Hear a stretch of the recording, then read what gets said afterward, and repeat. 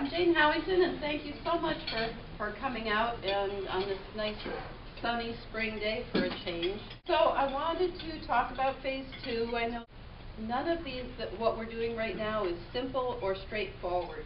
And about Phase 2 and about what we're doing and why we're doing it. The goal that we're working for really is to create a healthy community or enhance our currently healthy community. And the tools that we need to use to do that really are based on balance and interdependency. We all want quality of life. That means we need to have superior infrastructure and assets. In order to have superior infrastructure and assets, we need to have a solid financial condition. We want to maintain strong schools, strong businesses. We want to maintain and enhance property values, our open space and park system, our public services, etc. In order for the last number of years, state revenues have decreased to the city by $1.8 million a year.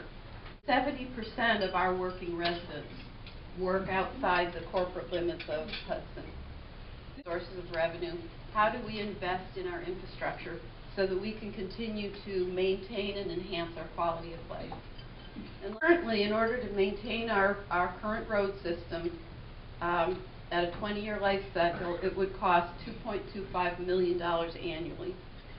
We currently have the ability to pay $1.25 million annually.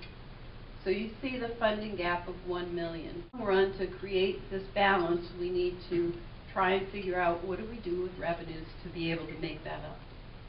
It's dependent on things like services, roads, etc.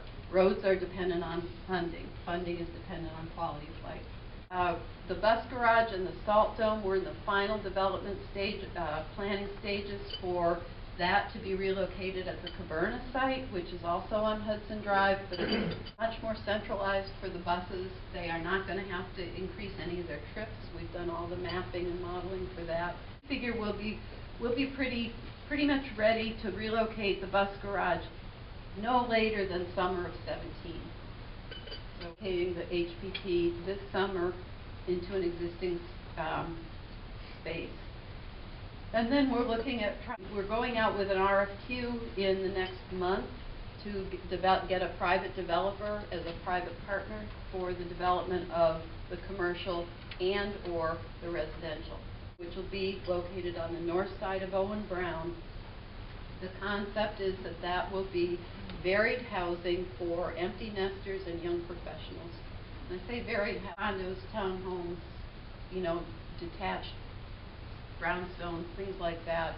Again, all of these are concepts. It's just like the concept of the offices. The office, we're probably going to have 100 to 200,000 square feet on that piece of property.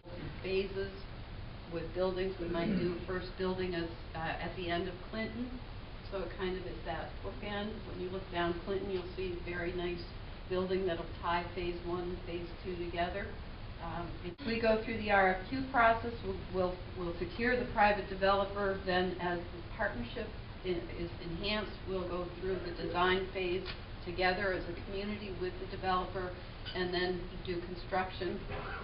As I said, some construction in 17, probably the residential in 18.